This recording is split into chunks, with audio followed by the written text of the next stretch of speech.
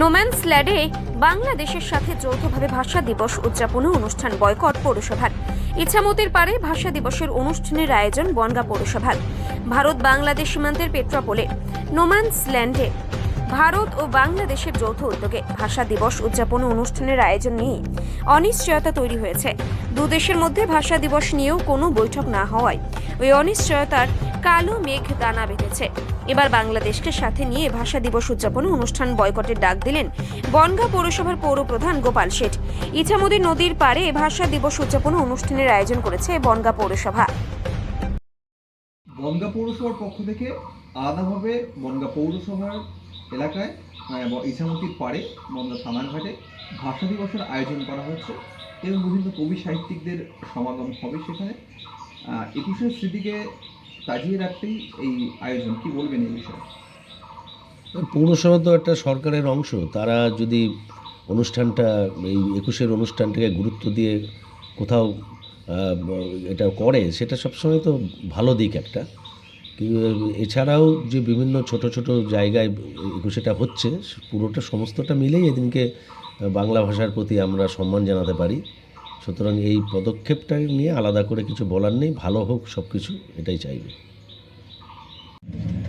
এবার ভাষা দিবস প্রেক্ষাপটে দুই দেশের যে একত্রিত হয়ে ভাষা দিবস উদযাপন হয়, সেই জায়গায় বনগাঁ পৌরসভার একটা বিশেষ ভূমিকা থাকে, উদ্যোগ নেয়। কি এবার কি অখণ্ড ভারতবর্ষে যখন 1952 সালে বাংলা ভাষাকে পাকিস্তানের সেই সময় রাষ্ট্রনায়করা বাংলা ভাষাকে মুছে দিতে চেয়েছিল, সেই সময় সেই আন্দোলন ঢাকায় ইউনিভার্সিটির সামনে হয়েছিল। সেখানে গিয়ে রফিক, শফিক, সালাম, জব্বর, বরকত তারা শহীদ হয়েছিল। আমরা সেই দিনকে সামনে রেখেই বনগাঁয় দুই দেশের মৈত্রী বন্ধন, এপার বাংলার সাহিত্যিক, কবি এবং বিভিন্ন কলাকুশলী যারা বাংলা ভাষাকে শ্রদ্ধা করে, ভালোবাসে, বাংলা ভাষার আরও গরিমা বাড়াতে চায়, তারা গিয়ে হাজার হাজার মানুষকে বর্ডারে ওপার বাংলা এপার বাংলা মিলিত হতো। কিন্তু বর্তমানে উদ্বেগজনক পরিস্থিতি, ভারতবর্ষ সম্পর্কে বর্তমান যে বাংলাদেশে যে অবৈধ সরকার চলছে, তাদের বিভিন্ন রকম বিরূপ মন্তব্য, এগুলোকে আমাদের ব্যথিত করেছে। এখনও অবধি কোনো রকম তাদের থেকে কোনো সাড়া আমরা পাইনি। প্রতিবারই তাদের কবি সাহিত্যিকরা আসে, আমাদের বলতে আসে, আমরা করব। সুতরাং তারা যে এই বাংলা ভাষাকে একদম স্তব্ধ করে দেওয়ার জন্য চেষ্টা করছে। বর্ডারের প্রোগ্রামটা সারা পৃথিবীতে অন্যান্য প্রোগ্রামের থেকে একটা অন্যতম প্রোগ্রাম হয়ে দাঁড়ায়।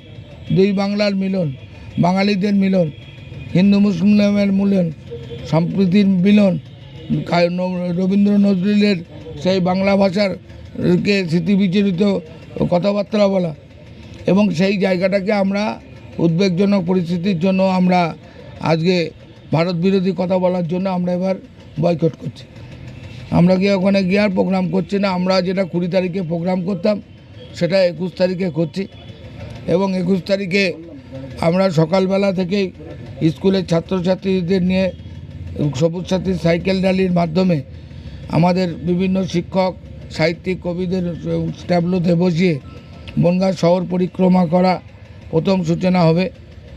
রবীন্দ্রনাথ মূর্তির পাদদেশ থেকে আমাদের ভাষা সড়ক, অশোক স্তম্ভের যে মোড়, সেখান থেকে গিয়ে রাখালদাস সেতু হয়ে হাই স্কুল সামনে দিয়ে বিদ্যাসাগর এবং স্বামী বিবেকানন্দকে প্রণাম জানিয়ে আমরা, যিনি এই বাংলা এবং বাঙালি, যিনি সেই ভাষাকে আরও বিশ্বময় করে তুলেছেন, সেই গৌরাঙ্গ মহাপ্রভুর পাদদেশে গিয়ে আমরা শেষ করব, এবং সেখানে গিয়ে সেই অনুষ্ঠানের প্রথম পর্যায়ে সমাপ্তি ঘটবে বিকেল 5টার সময়। আমরা যে ভাষা সড়ক বিএস ক্যাম্পের মোড়ে আছে, সেখানে প্রদীপ প্রজ্বলন করে হাজার হাজার প্রদীপ নিয়ে যারা বাংলা ভাষাকে বিশ্বময় করেছে, যারা আজকে আমাদের মধ্যে বেঁচে নেই, তাদের উদ্দেশ্যে তাদের আত্মার শান্তি কামনায় আমরা ওই বিভূতিভূষণের ইছামতি নদী পক্ষে আমরা সেই প্রদীপগুলো ছেড়ে দেবো। এবং পরবর্তীতে আমাদের বনগাঁ শিল্পীরা সমবেত 21 জন গান গাইবেন। পরবর্তীতে আছেন রবি ঠাকুরের পরিবারের সদস্য, আমাদের কবিগুরুর পরিবারের সদস্য প্রণতি ঠাকুর থাকছেন, নজরুল ইসলাম পরিবারের সদস্য, আমাদের ভারত বিখ্যাত নজরুল সঙ্গীত সঙ্গীত যিনি গান সেই নূপুর কাজী আসছেন, থাকছেন আন্তর্জাতিক মানের নৃত্য প্রদর্শনী, থাকছে বিভিন্ন মোহিনীদের মতন সাহিত্যিক কবিরা থাকছেন এখানে বিভিন্ন পত্রপত্রিকা যারা এই ভাষা দিবসের সময় এসেছিল তাদেরকেও আমন্ত্রণ করা হয়েছে যারা আসেন, এবং সঙ্গে থাকছে এখানে বিভিন্ন নৃত্যের অনুষ্ঠান এইভাবে। এবং এই বাঙালিদের একটা যখন মিলন উৎসব হয় সেখানে কিছু সান্ধ্যকালীন খাবার দাবারের ব্যবস্থা থাকে, সেটাও পৌরসভা করছে।